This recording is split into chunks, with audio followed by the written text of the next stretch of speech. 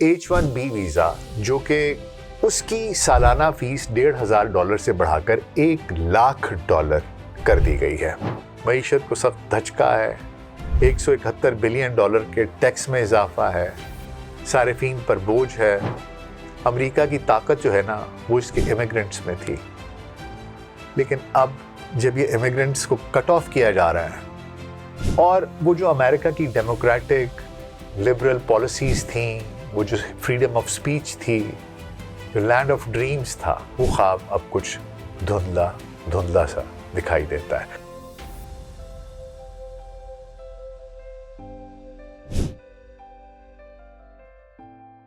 Global سچ pod cost پہ doctor ناصر bag کے ساتھ آپ کی خدمت میں حاضر ہیں۔ السلام علیکم۔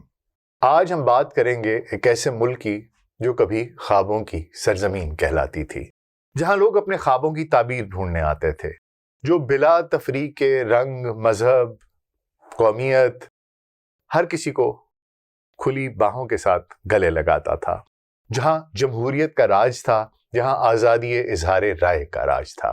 جی ہاں، میں بات کر رہا ہوں امریکہ کی، ایک ایسا ملک جہاں دنیا بھر سے لوگ آتے تھے، خواب دیکھتے تھے اور انہیں حقیقت میں بدل دیتے تھے۔ لیکن آج کیا وہ خواب دھندلا رہا ہے؟ کیا وہ سرزمین اب بھی سب کو بلاتی ہے؟ آج کے اس پروگرام میں ہم اس سفر کو تفصیل سے دیکھنے کی کوشش کریں گے، ماضی کی شان سے لے کر حال کی مشکلات تک، اور پھر عالمی سطح پر امیگریشن مخالف لہر تک۔ اس پروگرام میں کوشش کروں گا کہ ہر چیز کے بارے میں بات کی جائے۔ امریکہ کا سنہرا دور، ٹرمپ انتظامیہ، پروجیکٹ 2025، تبدیلیاں، ان پالیسیوں کا معاشی اور سماجی اثر، مغرب میں امیگریشن مخالف ریلیاں اور اس لہر کی وجوہات کا تجزیہ، یہ سب کچھ اس پروگرام میں شامل ہیں۔ تو آئیے آغاز کرتے ہیں۔ امریکہ کبھی ایک ایسی سرزمین تھا جہاں دنیا بھر سے بہترین دماغ آیا کرتے تھے۔ یہ کوئی افسانہ نہیں بلکہ حقیقت تھی۔ ہر سال لاکھوں طلباء اور پروفیشنلز امریکی یونیورسٹیوں کی طرف رجوع کرتے تھے تاکہ جدید ترین ٹیکنالوجیز سیکھیں، تحقیق کریں، R&D کریں، اس کا حصہ بنیں اور پھر انوویشنز کو صنعتوں میں متعارف کروائیں۔ سوچیں، ہارورڈ، MIT، اسٹینفورڈ جیسی یونیورسٹیاں یہ صرف عمارتیں نہیں تھیں بلکہ عالمی جدت کے انجنز تھے۔ ان طلباء اور پروفیشنلز نے امریکی کمپنیوں کو دنیا کی طاقتور ترین کمپنیز بنا دیا۔ Microsoft, apple, Google, meta, Amazon, Tesla, یہ کمپنیاں اس بات کی گواہ ہیں۔ مثال کے طور پر مائکروسافٹ کی بنیاد بل گیٹس اور پال ایلن نے رکھی، لیکن اس کی کامیابی میں ہزاروں غیر ملکی انجینئرز کا ہاتھ ہے۔ بل گیٹس خود کہتے ہیں کہ امریکی ٹیک انڈسٹری کی 40% نوکریاں غیر ملکیوں کی وجہ سے ممکن ہوئی ہیں۔ ایپل کے CEO ٹم کک نے بھی تسلیم کیا کہ ان کی سپلائی چین میں چینی اور بھارتی شراکت داری کلیدی ہے۔ یہاں غیر ملکی تارکین وطن کا کردار انتہائی اہم ہے۔ خود ہی دیکھ لیجئے، ایپل کے بانی اسٹیو جابز ایک شامی تارک وطن عبدالفتاح جندالی کے بیٹے تھے۔ بہت تحقیق اور ریسرچ کے بعد یہ ویڈیوز آپ تک لے کے آتے ہیں۔ اگر آپ کو ہمارا کانٹینٹ پسند آ رہا ہے تو ہمارے چینل کو سبسکرائب کیجئے، بیل آئیکن کو کلک کیجئے تاکہ آپ کوئی ویڈیو مس نہ کیجئے، اور اگر آپ UK، US، کینیڈا کے رہنے والے ہیں تو آپ ہمیں تھینکس کا بٹن پریس کر کے بھی اپریشیٹ کر سکتے ہیں۔ آپ کا بہت بہت شکریہ۔ اور اسٹیو جابز کی جدت نے ہی ایپل کو دنیا کی سب سے قیمتی کمپنی بنایا، جو امریکی معیشت کو اربوں ڈالر کا فائدہ دیتی ہے۔ اسی طرح گوگل کے موجودہ CEO سندر پچائی بھارتی نژاد ہیں، جو امریکہ آئے، تعلیم حاصل کی اور اب $1 ٹریلین کمپنی چلا رہے ہیں۔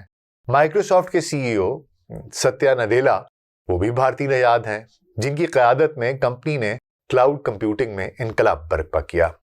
لیکن اب یہ سب کچھ بدل رہا ہے۔ امریکی صدر ایک حکم نامے پر دستخط کیے ہیں اور اس حکم نامے کے مطابق H1B ویزا جو کہ امریکہ میں کام کرنے کے لیے ضروری ہوتا ہے، ٹیک انڈسٹری میں خصوصی طور پر، اس کی سالانہ فیس $1,500 سے بڑھا کر $1,00,000 کر دی گئی ہے۔ اب یہ ایک ایسا جھٹکا ہے جو خصوصی طور پر ٹیک کمپنیز کو ہلا کر رکھ دے گا۔ اس کے بعد اس کی ایک وضاحت بھی آئی کہ نہیں، یہ جو پہلے سے لوگ آلریڈی H1 ویزا ہولڈرز ہیں ان کے اوپر اس کا اطلاق نہیں ہوگا، لیکن آگے سے ہم جو بھی لوگ نئے آئیں گے ان کے اوپر اس کا اطلاق ہوگا۔ اب آئیے دیکھ لیتے ہیں کہ اس میں سب سے زیادہ متاثر کون ہوگا۔ 71 سے 72% اس میں انڈینز متاثر ہو رہے ہیں۔ وہ انڈینز جو امریکہ کی ٹیک انڈسٹری کی بنیاد میں کلیدی کردار ہے جن کا. اس کے علاوہ چائنیز ہیں دوسرے نمبر پر اور پھر باقی ممالک ہیں. لیکن سب سے زیادہ جس ملک نے کنٹریبیوٹ کیا امریکہ کی ٹیک انڈسٹری کو کھڑا کرنے میں وہ ہندوستان اور اس کے بعد چائنا. اور یہی دو ملک ہیں جن کو برے طریقے سے ٹارگٹ کیا گیا ہے. بہت سے لوگ خوش تھے کہ چلیں جو پہلے سے آئے ہوئے ہیں جن کے پاس H1B ویزا ہے ان کے اوپر اس کا اطلاق نہیں ہوگا. لیکن معاملہ کچھ یوں ہے کہ اب جو کچھ ہو رہا ہے اس میں ہوگا یہ کہ جو لوگ پہلے سے موجود ہیں وہ آہستہ آہستہ ایج ہو جائیں گے, ویڈ آؤٹ ہو جائیں گے. اور معاملہ کچھ یوں ہے کہ ایک پیٹرن دکھائی دے رہا ہے. پیٹرن کیا ہے؟ پیٹرن یہ ہے کہ بھائی ہم نے باہر سے لوگوں کو لا کر یہاں پر نوکریاں نہیں دینی ہیں. اور جب یہ مائنڈ سیٹ پتہ چل جائے کہ اب پالیسی یہ چل رہی ہے تو جو لوگ پہلے سے موجود ہیں ان کے لیے بھی معاملات مشکل ہونے شروع ہو جائیں گے. کمپنیز بھی اپنی پالیسیز اسی طریقے سے بنانی شروع کر دیں گی. اس کا فائدہ یہ ہوتا تھا لوگ باہر سے آتے تھے, ایک تو بڑے وہ برینی لوگ ہوتے تھے, اس خواہش میں ہوتے تھے کہ ہم آئیں امریکہ کی جدید ترین کمپنیز میں کام کریں, نئی ٹیکنالوجی سیکھیں اور پیسے بنائیں, کامیاب ہوں. اور یہ جو لوگ آتے تھے اگر آپ امریکنوں کی نسبت دیکھیں تو یہ لوگ تنخواہیں بھی کم لیتے تھے. اب جب یہ تنخواہیں کم لیتے تھے تو پروڈکٹس کی لاگت بھی کم ہوتی تھی. تو یہ ایک بڑا ایک سپلائی چین تھا سروسز کا, مین پاور کا, ہیومن ریسورس کا, جو کہ بہت عرصے سے کئی دہائیوں سے قائم تھا. اب اس کو بدلا جا رہا ہے. جیسا کہ میں نے آپ کو بتایا کہ جب یہ پتا چلے گا کمپنیز کو تو وہ بھی اپنی HR پالیسیز اکارڈنگلی چینج کریں گی. آپ نے سپلائی بند کر دی ہے, نئے لوگ بہت کم آئیں گے. کون ہوگا جو $1,00,000 سالانہ پے کر سکے حکومت کو کہ میں یہاں پر کام کروں؟ تقریباً $10,000-9,000 بن جاتے ہیں پر منتھ. $9,000 آپ کے پاس اتنے ایکسٹرا ہوں کہ آپ ٹیکسز وغیرہ دینے کے بعد حکومت کو جمع کرا سکیں. یہ آپ سمجھ لیجیے کہ کہانی ختم ہو گئی ہے. اس کے ایفیکٹس کیا ہوں گے یہ ہم آگے ڈسکس کریں گے. لیکن معاملہ کچھ یوں ہے کہ انہوں نے یہ جو وضاحت بھی دی ہے یہ بھی صرف دل رکھنے کو ہے اور ایک ٹرینڈ شروع ہو گیا, ایک پیٹرن دکھائی دے رہا ہے. اور یہ کیوں ہے یہ میں آگے چل کے آپ سے بات کرتا ہوں. امریکہ میں تو اب یہ صاف دکھائی دے رہا ہے کہ باہر سے لوگ آ کر کام کرنا ان کا تقریباً ناممکن ہو چکا ہے. اس حکم نامے کے بعد جو لوگ موجود ہیں وہ کتنی دیر تک موجود رہتے ہیں یہ بھی دیکھنے کی بات ہے. کوئی نئی امینڈمنٹ آ جائے گی, کمپنیز اپنی پالیسیز چینج کریں گی اور کام شاید اس سے بھی زیادہ مشکل ہونا شروع ہو جائے. اب آئیے دیکھ لیتے ہیں کہ یہ کمپنیز اس کے علاوہ کیسے کام کرتی تھیں. یہ کمپنیز نہ صرف امریکہ میں نوکریاں پیدا کرتی تھیں بلکہ لاگت کم کرنے کے لیے چین اور بھارت جیسے ممالک میں فیکٹریاں بھی قائم کرتی تھیں. یہ آؤٹ سورسنگ کہلاتی تھی. مثال یہ ہے کہ ایپل کے آئی فون پروڈکشن جو ہے وہ چین میں ہوتی تھی, جہاں فاکس کان جیسی کمپنیاں لاکھوں چینی مزدوروں کو روزگار دیتی تھیں. اس سے امریکہ میں ڈیزائن اور مارکیٹنگ کی نوکریاں بڑھتی تھیں جبکہ عالمی سطح پر 10 ملین سے زیادہ نوکریاں پیدا ہوتی تھیں. نتیجہ یہ ہوتا تھا کہ امریکی معیشت کو اربوں ڈالر کی بچت اور عالمی تجارت میں اضافہ ہوتا تھا. اسی طرح گوگل اور مائکروسافٹ انہوں نے بھارت میں سافٹ ویئر ڈیولپمنٹ سینٹرز قائم کر رکھے تھے. بھارت میں آج 5 ملین سے زیادہ IT ملازمین ہیں جن میں سے بڑا حصہ امریکی کمپنیوں کے لیے کام کرتا ہے. یہ آؤٹ سورسنگ نہ صرف لاگت کو 50 سے 70% کم کرتی ہے بلکہ بھارتی معیشت کو بھی $200 بلین سالانہ کا اضافہ کرتی ہے اس میں, جو بالآخر امریکی صارفین کو سستے پروڈکٹس تک پہنچاتا ہے. امریکی معیشت پر اس کا اثر یہ ہے کہ ٹیک انڈسٹری میں تقریباً 23.6% ملازمین غیر ملکی ہیں جو GDP میں $1 ٹریلین کا حصہ ڈالتے ہیں. اور اس حکم نامے سے جو کہ صدر امریکہ نے سائن کر دیا ہے, اس پہ دستخط کر دیے ہیں, اس کی وجہ سے یہ سب کچھ اب ڈسٹرب ہونے والا ہے. وہ یہ بھی نہیں چاہتے کہ چین کے اندر فیکٹری ہو, وہ یہ بھی نہیں چاہتے کہ سافٹ ویئر انڈیا کے اندر ڈیولپ ہو. وہ اس چیز کو ڈسکریج کر رہے ہیں کہ آپ اپنی پروڈکٹس کو اس کا کوئی حصہ بھی کسی دوسرے ملک میں بنائیں. اور یہ پوری دنیا کی سپلائی چین کو بھی بالکل بگاڑ کے رکھ دے گا.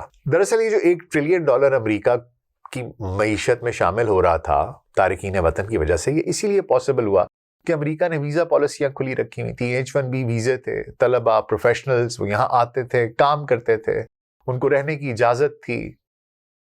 جیسے تیسے کر کے یہ تارکین وطن نہ صرف کمپنیاں بناتے بلکہ نئی ٹیکنالوجیز جیسے AI اور بایوٹیک میں انقلاب لاتے. ٹیسلا کے ایلان مسک وہ خود جنوبی افریقہ سے آئے ہیں, H1B ویزے پہ آئے ہیں, اور ان کی کمپنی نے الیکٹرک کاروں میں وہ انقلاب برپا کر دیا جو امریکہ میں نوکریوں کی تعداد 1 لاکھ سے زائد نوکریاں انہوں نے بنائی ہیں. اسپیس ایکس انہوں نے بنایا ہے. اسی طرح انویڈیا کے GNS ہوانگ ہیں جو تائیوان سے آئے ہیں, اور ان کی کمپنی نہ ہو تو کوئی بھی GPUs نہ بنے. گرافکس اور AI چپس انہوں نے متعارف کروائی ہیں جس نے کہ پوری دنیا کو تبدیل کر کے رکھ دیا ہے کہ AI انقلاب آ گیا ہے. اگر یہ تارکین وطن نہ ہوتے تو یہ جدتیں کہاں سے آتی, یہ انڈسٹریز کیسے کھڑی ہوتی؟ یہ سب کچھ انہی کی مرہون منت ہے. یہ نہ صرف جدت لائے, انڈسٹری لائے, آپ کو ٹیک پوری دنیا کی ٹیکنالوجی کا لیڈر بنایا, بلکہ امریکی معیشت کو $5 ٹریلین کی ویلیو بھی دی. آئیے آگے بات کر لیتے ہیں. امریکہ صرف ٹیک کا نہیں بلکہ فائنانس کا بھی دارالحکومت تھا. دنیا کی سب سے بڑی مالیاتی کمپنیاں یہاں سے چلائی جاتی ہیں جو عالمی معیشت کو آگے سے پھر چلاتی ہیں, ان کا انجن کے طور پہ کام کرتی ہیں. مثال کے طور پہ JP مورگن ہے, دنیا کی سب سے بڑی بینک ہے جس کے اثاثے $4 ٹریلین سے زائد ہیں. یہ کمپنی نہ صرف امریکی کاروبار کو فائنانس کرتی ہے, فنڈنگ دیتی ہے, بلکہ عالمی سطح پر سرمایہ کاری کرتی ہے جس سے ہزاروں نوکریاں پیدا ہوتی ہیں. اسی طرح بینک آف امریکہ ہے, سٹیز گروپ ہے, گولڈمن سیکس ہے, ویلز فارگو ہے. یہ 5 کمپنیاں امریکی ہیں اور عالمی فائنانس کی بنیاد ہیں. ان کی سالانہ آمدنی $500 بلین سے زیادہ ہے جو امریکی GDP کا 2 سے 3% بنتا ہے. ان کا عالمی اثر آپ دیکھیے کہ یہ کمپنیاں ایشیا, یورپ, افریقہ میں سرمایہ کاری کرتی ہیں جس سے ترقی پذیر ممالک میں نوکریاں بڑھتی ہیں اور امریکی سرمایہ کاروں کو منافع ملتا ہے. مثال کے طور پر JP مورگن کی بھارت میں سرمایہ کاری نے 50,000 نوکریاں پیدا کی ہیں جو بالآخر امریکی معیشت کو واپس فائدہ پہنچاتی ہیں. ان کمپنیوں نے 2008 کی مالیاتی بحران کے بعد اس کے بعد بھی عالمی معیشت کو سنبھالا اور امریکہ کو فائنینشیل ہب بنائے رکھا. اب یہ کمپنیاں جو ہیں یہ غیر ملکی سرمایہ کاروں پر بھی انحصار کرتی تھیں. مثال کے طور پر گولڈمن سیکس میں 30% ملازمین غیر ملکی نژاد ہیں جو عالمی مارکیٹس کو ہینڈل کرتے ہیں. یہ کمپنیاں افریقہ اور لاطینی امریکہ میں پروجیکٹس کو فنڈ کرتی ہیں جو امریکی برآمدات کو بڑھاتی ہیں. اسی طرح باقی کی مالیاتی کمپنیوں میں بھی بھارت اور دیگر ممالک سے, لاطینی امریکہ, چائنا, یہاں سے لوگ موجود ہیں. اس کا بہت بڑا حصہ ہیں جو کہ ان کمپنیوں کو چلا رہے ہیں. یہ بھی امریکہ کی معیشت کو ہی فائدہ دے رہے ہیں. آئیے اب ہم ایک اور طبقے کی بات کر لیتے ہیں. معاملہ کچھ یوں ہے کہ یہ سب صرف اعلیٰ تعلیم یافتہ لوگوں تک محدود نہیں تھا. امریکہ نے ایک عام مرد و زن کو بھی کھلی باہوں سے ان کا استقبال کیا, ان کو خوش آمدید کہا اور ان کو بھی بلایا. اور ان کو جن کو کہ وہ لوگ جو کم سطح کی نوکریاں کرتے, محنت کرتے اور بڑے خواب دیکھتے, زراعت, تعمیرات, ہاسپٹیلٹی, ہیلتھ کیئر, یہ انڈسٹریز غیر ملکی مزدوروں پر مکمل طور پر انحصار کرتی تھیں. زراعت میں 50% سے زائد مزدور جو ہیں وہ غیر ملکی ہیں, خاص طور پر میکسیکو اور وسط امریکہ سے. مثال کے طور پر کیلیفورنیا کے کھیتوں میں لاکھوں اللیگل امیگرنٹس جو ہیں وہ مزدور پھل اور سبزیاں توڑتے ہیں جو امریکی ٹیبل پر پہنچتے ہیں. ان کو سستی سبزیاں اور پھل ملتے ہیں. تعمیرات میں 25% ملازمین جو ہیں وہ غیر ملکی ہیں جو شہروں کی بلڈنگز بناتے ہیں, نیو یارک کی ہائی رائز بلڈنگ سے لے کر ٹیکسس کی ہاؤسنگ پروجیکٹس تک. ہاسپٹیلٹی میں 20% جیسے ہوٹلز ہیں, ریسٹورانٹس ہیں, 20% غیر ملکی ہیں. لاس ویگس کے کسینوز میں ہزاروں ایشیائی اور لاطینی امریکی کام کرتے ہیں.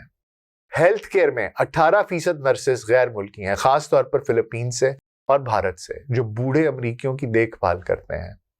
اس کے علاوہ ریٹیل انڈسٹری ہے جیسے والمارٹ ہے, ٹارگٹ ہے, اس طرح کے جو چینز ہیں سپر سٹورز کی, وہاں پر 15% سے زیادہ جو لوگ ہیں وہ تارکین وطن ہیں. اس کے علاوہ سروسز ہیں, کلیننگ ہے, ٹرانسپورٹ ہے, جہاں پر تقریباً 8.5 ملین اللیگل امیگرنٹس کام کرتے ہیں. یہ لوگ نہ صرف یہ آسامیاں پر کرتے ہیں, اس طرح کی نوکریاں کرتے ہیں خاندانوں کا بوجھ اٹھاتے ہیں بلکہ ٹیکس ادا کرتے ہیں اور امریکی معیشت کو 1.5 ٹریلین ڈالر سالانہ کا حصہ دیتے ہیں۔ اس کے علاوہ لاجسٹکس ہے، مینوفیکچرنگ ہے۔ ایمیزون جو ہے اس کے گوداموں میں 20% مزدور جو ہیں وہ غیر ملکی ہیں۔ جو ڈیلیوری چین کہلاتی ہے، یہ سارا ڈیلیوری چین، سپلائی چین، اس میں 20% وہ لوگ ہیں مزدور جو کہ یہ کام کرتے ہیں۔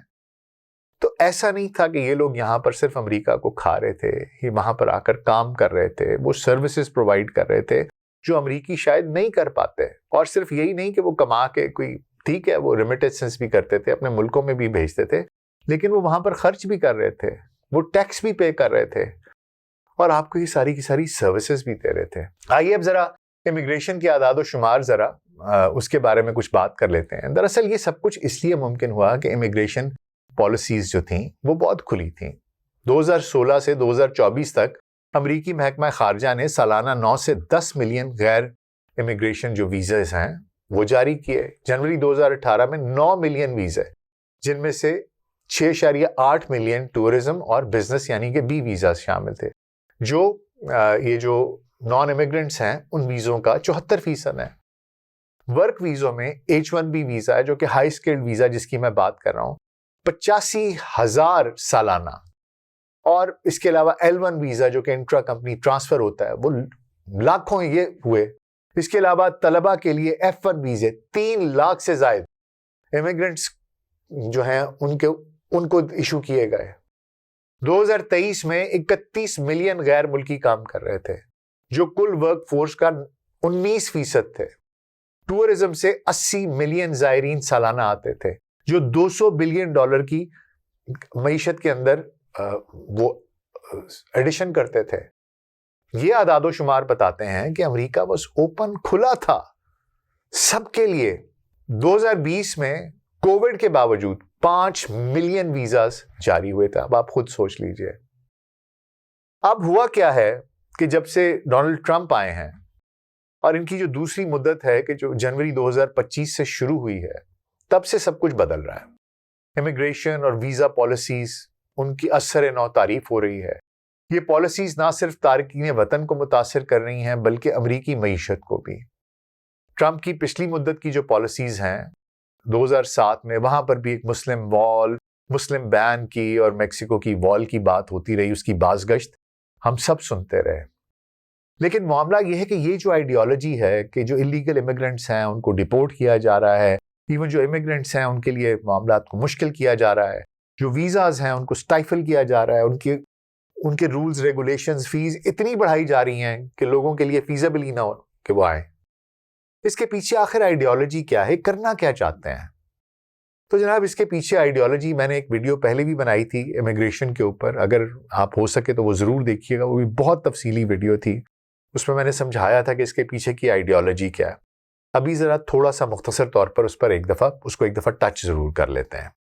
دراصل جی ایک پروجیکٹ 2025 کے نام سے ایک دستاویز ہے، ٹھیک ہے، جو 900 صفحات پر مشتمل ہے، جو ہیریٹیج فاؤنڈیشن جو کہ قدامت پسند تھنک ٹینک ہے اس نے تیار کیا ہے۔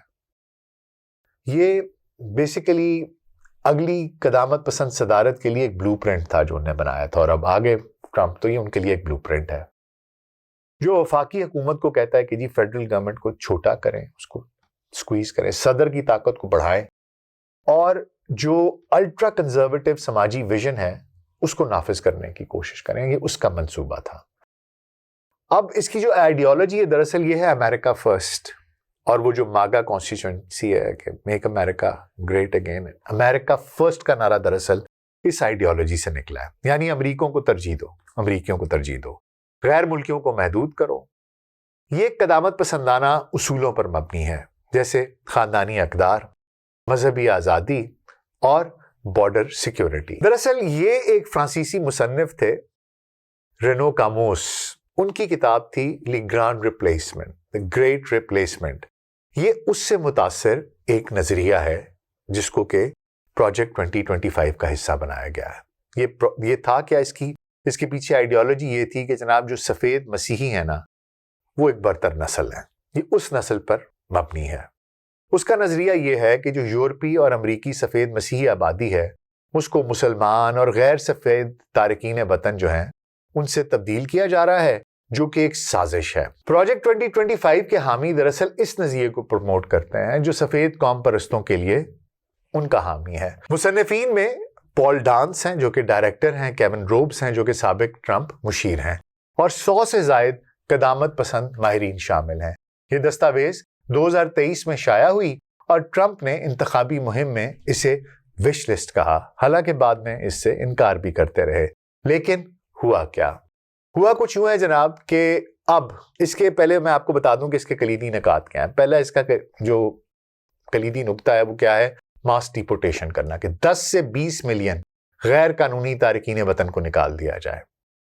پھر دوسرا تھا برتھ رائٹ سٹیزن شپ کو ختم کرنا، 14ویں ترمیم کو تبدیل کرنا، ویزوں پر سخت پابندیاں لگانا، یعنی کہ F1 جو طلبہ کا ویزا ہے، H1B جو ورک ویزا ہے، اور B جو کہ ٹورزم اور بزنس ہے، اس پر نئی اسکریننگ کرنا، اس کی فیسوں کو بڑھانا، اس کو بھی مشکل کر دینا کہ لوگ یہاں آ سکیں۔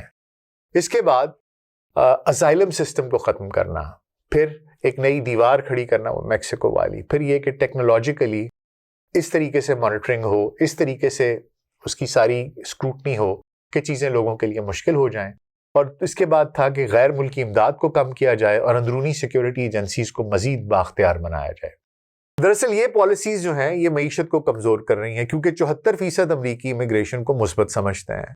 اس کے علاوہ اس کے اندر اور بھی بہت سی چیزیں ہیں جس میں کہ ماحولیات کے بارے میں وہ کہتے ہیں کہ جی یہ ایک ڈرامہ ہے، یہ جو ماحولیاتی تبدیلیوں والی کہانی ہے کہ سیو دا پلانٹ، اور یہ جو اس کے بھی وہ خلاف ہیں۔ اور اس کے علاوہ ایجوکیشن کے اندر تبدیلیاں ہیں، آپ نے پہلے آلریڈی دیکھا ہے نے آپ کا ڈپارٹمنٹ آف ایجوکیشن ہے، آپ کی یونیورسٹیز ہیں، کس طریقے سے ادھر پالیسیز چینج کی جا رہی ہیں۔ اب آپ دیکھ رہے ہیں کہ کس طریقے سے یہ معاملہ چل رہا ہے، تو یہ سب اسی وش لسٹ کا، انہی کے ایجنڈا کا، انہی کے کلیدی نکات کا میں وہ سب کچھ شامل تھا۔ 2025 کے جو مصنفین ہیں ان کو کلیدی عہدوں پر لایا جا رہا ہے۔ Steven Miller deputy chief of staff ہیں، کیش پٹیل ہیں CIA کے ڈائریکٹر ہیں۔ یہ نفاذ بھی اصل میں گریٹ ریپلیسمنٹ نظریے سے متاثر ہے جو سفید مسیحی برتر نسل کی حفاظت کا دعویٰ کرتا ہے۔ ویزا پالیسیاں اثر نو، طلبہ کے لیے فکسڈ ایڈمیشن کے کوئی پیریڈز ہیں وہ ڈیفائن کر رہے ہیں، اس کے لیے فیسیں بڑھا رہے ہیں، اس کے لیے اسکروٹنی بڑھا رہے ہیں، بزنس ویزاز پر نئی چیکنگ آ رہی ہے، ٹورزم پر ٹریول بین 12 ممالک پر آلریڈی ہے، جو الیگل امیگرینٹس ہیں ان کے لیے ماس ریڈز کیے جا رہے ہیں، اور جو قانونی امیگرینٹس ہیں، جو لیگل امیگرینٹس ہیں، ان پر 50% کٹ کیا جا رہا ہے۔ جون 2025 کے ٹریول بین سے 12,738 فیملی ویزز متاثر ہوئے ہیں۔ یہ نفاذ تیزی سے ہو رہا ہے اور امریکی عدالتوں میں چیلنجز کا سامنا بھی ہے اس کو۔ اس کے علاوہ جیسا کہ میں نے آپ کو بتا دیا ہے کہ H1B ویزا جو ہے اس کے لیے بھی فیس 1,500 سے بڑھا کر سالانہ $1,00,000 کر دی گئی ہے۔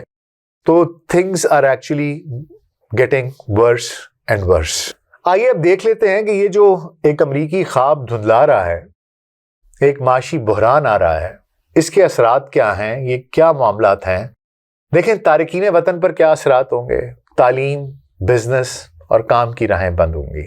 جو لوگ امریکہ آنا چاہتے تھے، چاہے طلبہ ہوں، چاہے بزنس مین ہوں، تاجر ہوں، مزدور ہوں، ان کے لیے دروازے بند ہو رہے ہیں۔ طلبہ کے لیے جولائی 2025 میں F1 ویزے 28.5% کم ہوئے ہیں 2024 کے مقابلے میں۔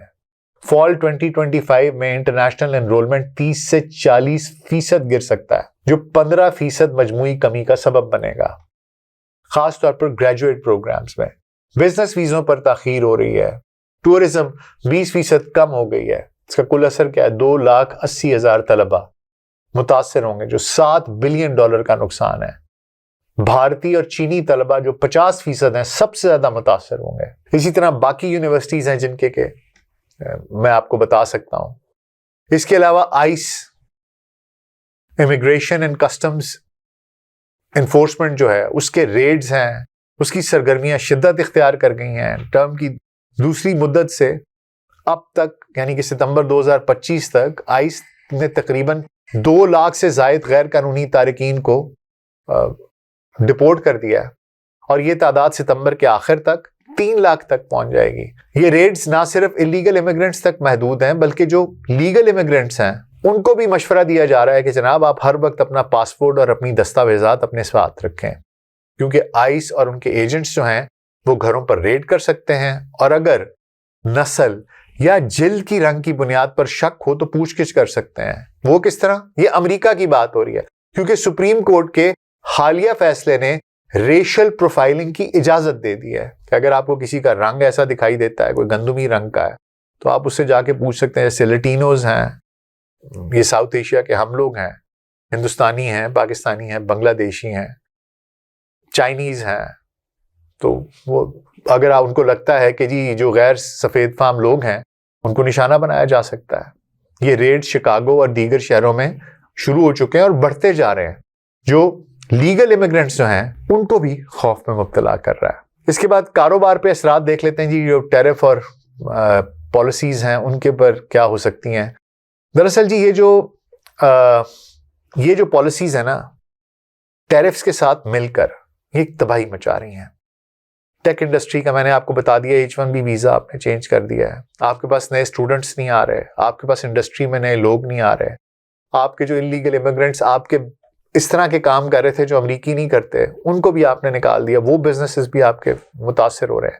اوپر سے آپ نے دوسرے ملکوں کے ساتھ اتنی خطرناک قسم کے ان کے اوپر ٹیرفز لگا دیے ہیں کہ وہ آپ کے ساتھ کام کرنے کے لیے ہچکچا رہے ہیں۔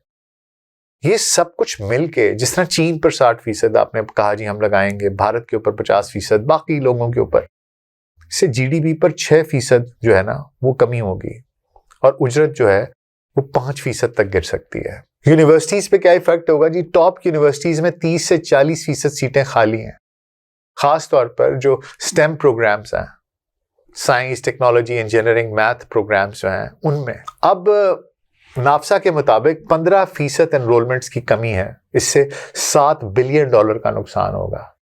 اور دنیا کے بہترین دماغ جو ہیں، جو کسی زمانے میں امریکہ آتے تھے اور ٹیک انقلاب لے کے آتے تھے، اور ہو سکتا ہے کہ مستقبل میں پتہ نہیں کون کون سی ٹیکنالوجیز ہیں جو وہ وہاں بناتے، وہ اب وہ نہیں بنائیں گے۔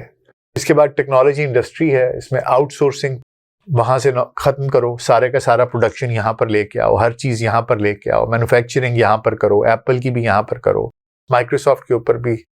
ان تمام چیزوں سے اگر وہ ہائرنگ یہاں پر ہوگی، سب کچھ کریں گے، اس باہر جو اتنی اس میں 5% لاگت ان کو مزید زیادہ آئے گی۔ اس کے علاوہ ہائرنگ میں 1,45,000 ملازمین کو ہو سکتا ہے ان کو فائر کرنا پڑے۔ اس کے علاوہ آپ کی زراعت ہے، یہ ٹیرف سے ریٹیلیٹری ٹیرفز لگے ہیں جو برآمدات کم کر رہے ہیں، سبزیاں اور پھل 10 سے 15% مہنگے ہو گئے ہیں۔ ایلیگل امیگرینٹس کو آپ نے واپس بھیج دیا ہے، کیونکہ کسان جو ہیں وہ برآمد نہیں کر سکتے۔ امریکی کسانوں کو $22,000 فی خاندان کا نقصان اس سے ہونے کا خطرہ ہے۔ تعمیرات میں مٹیریل کی قیمتیں 20% بڑھ گئی ہیں، سٹیل، ایلومینیم ٹیرفز کی وجہ سے۔ 25% مزدور جو ہیں وہ غیر ملکی تھے، جو انلیگل امیگرینٹس تھے، وہ کم ہو رہے ہیں، پروجیکٹس تاخیر کا شکار ہیں اور مہنگے ہو رہے ہیں۔ ہیلتھ کیئر میں جو بزرگ ہیں، جو بوڑھے ہیں، وہ گھروں میں نرسز آتی تھیں، ان کی کمی ہو رہی ہے۔ 18% میں نے بتایا وہ غیر ملکی نرسز تھیں۔ اب جو بزرگ ہیں، جو بوڑھے ہیں، وہ ہیلتھ کیئر میں پڑے ہوئے ہیں، کوئی وہاں پر اولڈ ایج ہومز میں ان کو ٹیک کیئر کرنے والا نہیں ہے۔ اس کی لاگت بھی 10 سے 15% بڑھ سکتی ہے۔ اس کے علاوہ مینوفیکچرنگ میں ہزاروں نوکریاں ضائع ہو گئی ہیں۔ پھر اس کے بعد ریٹیل جو میں نے آپ کو بتایا، ٹارگٹ ہے، والمارٹ ہے، یہاں پر ادھر بھی فرق پڑے گا، جب لوگ نکلیں گے کاسٹ بڑھ جائے گی۔ ٹورزم اس سے بہت زیادہ متاثر ہوگا۔ تو یہ چیزیں، یہ اس کے اوپر ایفیکٹ ہوں گے۔ اب معاملہ یہ ہے کہ جی وہ کہتے ہیں خربوزے کو دیکھ کر خربوزہ رنگ پکڑتا ہے۔ امریکہ کو دیکھ کر باقی مغرب نے بھی اس طرح کی ریلیاں نکالنی شروع کر دی ہیں، انہوں نے زور دینا شروع کر دیا کہ امیگرینٹس کو یہاں سے نکالو۔ تو یہ جو امیگریشن مخالف لہر ہے، یہ مغرب کے بیشتر ممالک میں پھیل چکی ہے۔ شروع کر لیتے ہیں برطانیہ سے۔ برطانیہ کی آبادی تقریباً 59.5 ملین ہے، جن میں سے 15% غیر ملکی نژاد ہیں۔ 2025 میں اپریل سے امیگریشن مخالف احتجاج شروع ہوئے جو جولائی تک پھیل گئے۔ سب سے بڑی ریلی 13 ستمبر 2025 کو لندن میں ہوئی، جہاں ٹامی رابنسن ایک انتہا پسند دائیں بازوں کے رہنما ہیں، انہوں نے یونائٹ دی کنگڈم ریلی کا اہتمام کیا۔ اس میں 1,10,000 سے 1.5 لاکھ لوگ شریک ہوئے۔ ایجنڈا کیا تھا جی؟ امیگریشن کو روکیں، غیر قانونی تارکین وطن کو واپس بھیجیں اور برطانیہ فرسٹ کی پالیسیاں ان کا نفاذ کریں۔ امریکہ فرسٹ سے برطانیہ فرسٹ ہو گیا۔ اس ریلی میں اسلاموفوبیا کا عنصر بھی واضح تھا۔ رابنسن نے مسلمان تارکین وطن کو ثقافتی حملہ کہا اور تقریروں میں مسجدوں اور حجاب پر پابندی کی بات کی۔ پولیس سے جھڑپیں ہوئیں اور کئی گرفتاریاں ہوئیں۔ ایک دلچسپ بات اس میں یہ بھی ہوئی کہ ایلان مسک نے ویڈیو لنک سے اس کے ذریعے تقریر کی، اور مزے کی بات یہ ہے کہ وہ خود ایک امیگرینٹ ہیں جو کہ جنوبی افریقہ سے آئے ہیں اور H1B ویزا سے ہی امریکہ آئے تھے۔ افریقہ میں پیدا ہوئے، کینیڈا میں پلے بڑھے، اور یہاں پر آ کر انہوں نے بڑی بات کی کہ ہم اس ناسور سے پاک کر دیں گے۔ اور اس میں صرف یہ مسلمانوں کی نہیں، آپ کو میں بتاؤں کہ جو سفید فام مسیحی نہیں ہے، یہ ریلیاں ان سب کے خلاف ہیں، چاہے آپ ہندوستانی ہیں، چاہے آپ چائنیز ہیں، چاہے آپ لیٹن امریکن ہیں، آپ چاہے جو بھی ہیں۔ اس کے بعد آئرلینڈ میں ریلی ہوئی۔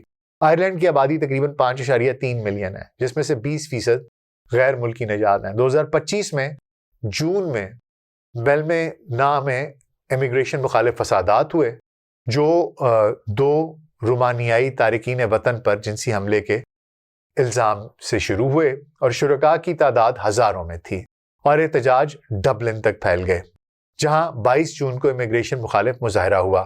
ایجنڈا کیا تھا جی؟ نوکریوں کی حفاظت چاہیے، وسائل کی کمی، اور آئرلینڈ فرسٹ کا نعرہ تھا۔ اسلاموفوبیا پر یہاں پر بھی تقریریں ہوئیں۔ مسلمان تارکین وطن کو ثقافتی خطرہ کہا گیا، مسجدوں کے خلاف نعرے لگے۔ اس کے علاوہ آسٹریلیا میں بھی جی ریلیاں ہوئیں۔ آسٹریلیا کی آبادی 27 ملین ہے، جس میں سے 30% غیر ملکی نژاد ہیں۔ 31 اگست 2025 کو میلبرن، سڈنی، پرتھ، کینبرا اور برسبین میں امیگریشن مخالف ریلیاں ہوئیں، جن میں ہزاروں شرکاء تھے۔ میلبرن میں 15,000 سے زائد تھے۔ ایجنڈا جو تھا وہ ماس مائیگریشن جو ہے اس کو روکنا تھا، نوکریاں بچانا تھا، اور ہاؤسنگ بحران کا الزام تارکین وطن پر رکھا گیا۔ اسلاموفوبیا کی یہاں پر بھی بات ہوئی، نیو نازی گروپوں کی شرکت ہوئی، مسلمانوں کو دشمن کہا گیا، اور تقریروں میں براؤن انویژن کی بات کی گئی۔ براؤن انویژن جیسا میں نے آپ کو بتایا وہ ہندوستانیوں کے بھی مخالف ہیں، جس کا رنگ براؤن ہے وہ اس کے مخالف ہیں۔ پولیس سے جھڑپیں بھی ہوئیں، اور آسٹریلیا کی پالیسیوں کا انہوں نے کہا جی کہ ہم جائزہ لیں گے، یہ جو سیاستدان ہیں انہوں نے بات کی۔ کینیڈا کی بات کر لیتے ہیں جی۔ کینیڈا کی آبادی 40 ملین ہے، جن میں سے 22% غیر ملکی نژاد ہیں۔ 13 ستمبر 2025 کو ٹورانٹو میں کینیڈا فرسٹ پیٹریٹ ریلی ہوئی جو امیگریشن مخالف تھی۔ شرکاء کی تعداد سینکڑوں میں تھی، لیکن کاؤنٹر پروٹیسٹ بھی ہوا اور اس سے جھڑپیں بھی ہوئیں، 10 گرفتاریاں ہوئیں۔ ایجنڈا کیا تھا؟ ماس ڈیپورٹیشن کریں، نوکریاں بچائیں، اور جو ہے نا کینیڈین کلچر اس کی حفاظت کریں۔ اسلاموفوبیا پہ بھی بات ہوئی، براؤن لوگوں کے خلاف بھی بات ہوئی، سفید مسیحی جو بھی نہیں ہے اس کے اوپر بات ہوئی، ٹھیک ہے۔ اس کے علاوہ دیگر ممالک میں ہسپانیہ کی آبادی 49 ملین ہے، 14% غیر ملکی ہیں۔ جولائی 2025 میں وہاں پر تورے پاچیکو میں امیگریشن مخالف فسادات ہوئے، ہزاروں شرکاء تھے، اور وہاں پر بھی یہی کہا جناب کہ پینشنز کا ایجنڈا ہے ان کو۔ اسلاموفوبیا پہ بات ہوئی۔ نیدرلینڈز جو ہے وہاں پر ان کی آبادی 18 ملین ہے، 14% وہاں پر غیر ملکی ہیں۔ جولائی 2025 میں بلیمونڈ میں وہاں پر بھی ازائلم سینٹر کے خلاف احتجاج ہوا۔ پھر گیٹ والڈرز کی حمایت ہوئی۔ پھر شرکاء جو ہیں وہ ہزاروں میں تھے، ان کا ایجنڈا کیا تھا؟ انہیں کہا تھا جی ازائلم کو روکیں۔ اسلاموفوبیا پہ بات ہوئی، براؤنز کے خلاف بات ہوئی، امیگرنٹس کے خلاف بات ہوئی۔ اب آئیے ذرا اس کا ایک تجزیہ کر لیتے ہیں کہ یہ احتجاج کیوں ہو رہے ہیں۔ پہلا نقطہ نظر، میں دونوں سائڈز کی بات کروں گا۔ پہلا نقطہ نظر یہ ہے کہ جناب جو شرکاء کا موقف ہے وہ ٹھیک ہے، جو تارکین وطن ہے وہ نوکریاں چھین رہے ہیں، معیشت کو نقصان پہنچ رہا ہے، ثقافت پر حملہ ہو رہا ہے، یہ ایک حقیقی جینوئن اگر احتجاج تھا۔ لوگ محسوس کرتے ہیں کہ وسائل کم ہو رہے ہیں، آئرلینڈ میں اقتصادی مسائل ہیں، ہاؤسنگ کے، نوکریوں کی کمی ہے، تارکین وطن پر الزام لگایا جاتا ہے۔ یہ لوگ کہتے ہیں کہ جی غیر ملکی مزدور جو ہیں وہ کم اجرت پر کام کرتے ہیں، مقامی لوگوں کو اجرت ان کی بھی اس وجہ سے کم ہو جاتی ہے، معیشت پر اثر پڑتا ہے، کئی ممالک میں بے روزگاری 10% سے زیادہ ہو گئی ہے، تارکین وطن جو ہیں وہ اس کے ذمہ دار وہ کہتے ہیں کہ جی یہ ہے۔ اس کے علاوہ ثقافتی حملوں کا دعویٰ کیا جاتا ہے، وہ کہتے ہیں کہ جی غیر ملکی روایات ہیں، زبان ہیں، مذاہب ہیں، یہ مقامی کلچر کو تبدیل کر رہے ہیں، جیسے کہ یورپ میں اسلامی روایات کا پھیلاؤ ہے۔ تو یہ ان کی طرف سے دیکھا جائے وہ کہتے ہیں جی ہمارا تو جائز احتجاج تھا، یہ اقتصادی بھی ہے، سماجی دباؤ وہ پیدا کرنا چاہ رہے ہیں، اور وہ کہتے ہیں کہ ہمارے رائٹس ہیں اور لوگ اپنے حقوق کی حفاظت کرنا چاہتے ہیں۔ اب دوسرا نقطہ نظر یہ بھی میں پیش کرنا چاہتا ہوں، جو کہ ایک کنسپریسی تھیوری بھی ہے. وہ یہ ہے کہ جناب یہ بر اعظموں تک پھیلا احتجاج ایک ساتھ ایک چیز کنزرویٹو تھاٹ پروجیکٹ 2025 امریکہ میں شروع ہوتا ہے اور ایک دم سے یہ 1-2 مہینے کے اندر اندر یہ اس طرح 5 بر اعظموں پہ یا 3 بر اعظموں پہ پھیل جاتا ہے. اس کو منظم کون کر رہا ہے؟ ایلون مسک کا انگلینڈ کی ریلی میں ایک خود امیگرینٹ کا ان کی ریلی میں بات کرنے کی کیا تک بنتی ہے؟ کیا یہ امریکہ کی کنزرویٹو تحریک کی توسیع ہے؟ ان کو فنڈنگ کہاں سے مل رہی ہے؟ کہاں سے یہ چیزیں آ رہی ہیں؟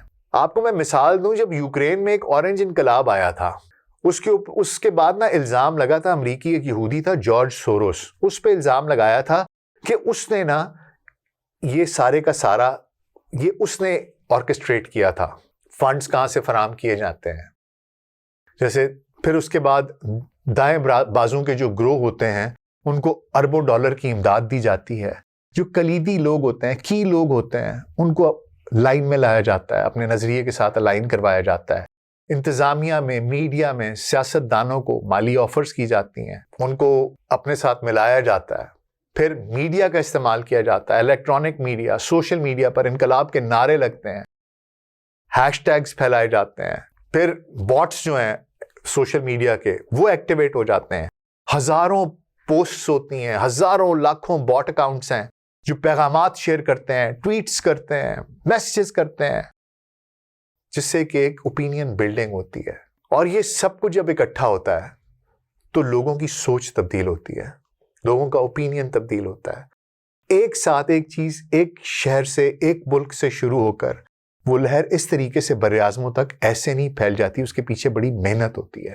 مشہور اینکرز ہیں، پوڈ کاسٹرز ہیں، ان کو لانچ کیا جاتا ہے. اب بات یہ ہے کہ جس طرح امریکہ میں بات کروں، ٹکر کارلسن تھا، ٹامی رابنسن تھا، ان کو کسی زمانے میں پروموٹ کیا گیا. یہ لوگ بعد میں ٹکر کارلسن تو ریورٹ کر گیا، وہ اینٹی کنزرویٹو ہو گیا. اب یہ سب کچھ اتفاق نہیں ہوتا، ایسے نہیں ہو جاتا. یہ سب کچھ منظم مہم کے طور پہ ہوتا ہے. یہ امریکہ سے شروع ہو کر یورپ اور آسٹریلیا تک پھیل جانا، اس کے پیچھے وہ کہتے ہیں کہ جی کنزرویٹو فنڈز ہیں جو عالمی سطح پر اثر انداز ہو رہے ہیں. اب بات یہ ہے جناب کہ ایک نظریہ اور بھی ہے، اور وہ یہ کہتا ہے کہ یہ جو نوکریاں ہیں، یہ جو معیشت ہے، اس کا تعلق اس سے نہیں ہے، بلکہ سفید مسیحی برتری و نسل کے خطرے سے ہے. کہ جو براؤنز ہیں اور جو بلیکس ہیں یہ ثقافتی حملہ ہیں، یہ جو ہندوز ہیں، یہ جو مسلمز ہیں، یہ جو سکھس ہیں، یہ جو بدھسٹ ہیں، یہ ایک ثقافتی اور مذہبی حملہ ہے. تو وہ جو ایک نسل کی پاکیزگی تھی کہ we are a pure race, وہ کہتے ہیں کہ شاید یہ ختم ہو جائے گی. تو یہ تھیوری کس کی تھی ویسے؟ کون تھا جو کہتا تھا کہ we are a pure race, we are a higher race? میں یاد کرا دیتا ہوں، اگر آپ کو یاد ہو کہ نہ یاد ہو جناب، یہ تو ہٹلر اور نازیوں کی آئیڈیالوجی تھی، جسے کہ تمام لوگ تاریخی طور پر نفرت سے دیکھتے ہیں، جس نے دوسری عالمی جنگ میں لاکھوں لوگوں کو اس کی وجہ سے لوگ جان سے گئے. اس کا یہ نظریہ یہ تھا کہ جو یہودی ہیں یا جو بھی غیر آریائی نسل کے لوگ ہیں وہ جرمن نسل کو ناپاک کر رہے ہیں، گیس چیمبرز بنائے، ہولوکاسٹ ہوا.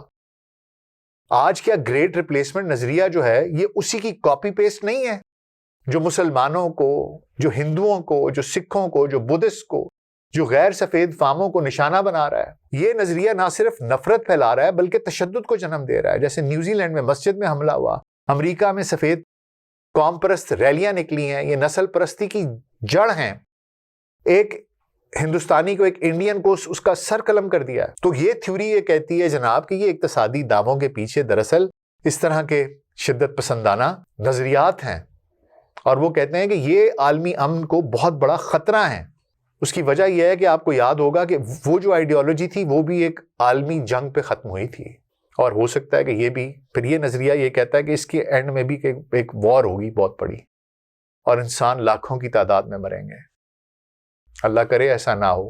لیکن آپ کا کیا خیال ہے کہ ان میں سے کون سا نظریہ درست ہے، کون سا نہیں ہے؟ معاملہ یہ ہے کہ یہ جو آئیڈیالوجی ہے یہ خونریزی کی طرف لے کے جاتی ہے. بہرحال جی، اینڈ میں صرف اتنا کہنا چاہوں گا کہ امریکی خواب جو کوئی بھی دیکھ سکتا تھا اس کو حقیقت میں بدل سکتا تھا، اب دھندلا رہا ہے۔ معیشت کو سخت دھچکا ہے، $171 بلین کے ٹیکس میں اضافہ ہے، صارفین پر بوجھ ہے۔ امریکہ کی طاقت جو ہے نا وہ اس کے امیگرنٹس میں تھی، لیکن اب جب یہ امیگرنٹس کو کٹ آف کیا جا رہا ہے، اس سے امریکہ کے کلچر میں، امریکہ کی معیشت پر، اور وہ جو امریکہ کی ڈیموکریٹک لبرل پالیسیز تھیں، وہ جو فریڈم آف سپیچ تھی، جو لینڈ آف ڈریمز تھا، مجھے یہ لگتا ہے کہ ٹرمپ صاحب کے ان فیصلوں کے بعد وہ خواب اب کچھ دھندلا سا دکھائی دیتا ہے۔ آپ کا اس بارے میں کیا خیال ہے؟ مجھے نیچے کامنٹس میں ضرور بتائیے گا۔ ایک تو یہ کہ ان تھیریز میں سے کون سی درست ہے، اور جو کچھ ٹرمپ کر رہے ہیں وہ کیا ٹھیک ہے، غلط ہے؟ آپ کی اس بارے میں کیا رائے ہے؟ کیونکہ خصوصی طور پر اس خطے میں ہندوستان کے لوگ بہت زیادہ ہٹ ہوئے ہیں، اس کے علاوہ پاکستان کے بھی لوگ جاتے تھے، بنگلہ دیش کے لوگ جاتے تھے، وہاں پر تعلیم حاصل کرتے تھے، کام کرتے تھے، وہاں سے ریمیٹنسز آتی تھیں۔ آپ لوگ کس برے طریقے سے افیکٹ ہوئے ہیں؟ کیا یہ آپ کو افیکٹ کرے گا؟ کس طریقے سے کرے گا؟ پلیز مجھے کامنٹس میں ضرور بتائیے گا، اور اگر کوئی نئی چیز ہے تو بھی لیٹس شیئر، مجھے بتائیے گا۔ اپنا بہت خیال رکھیے گا، شکریہ۔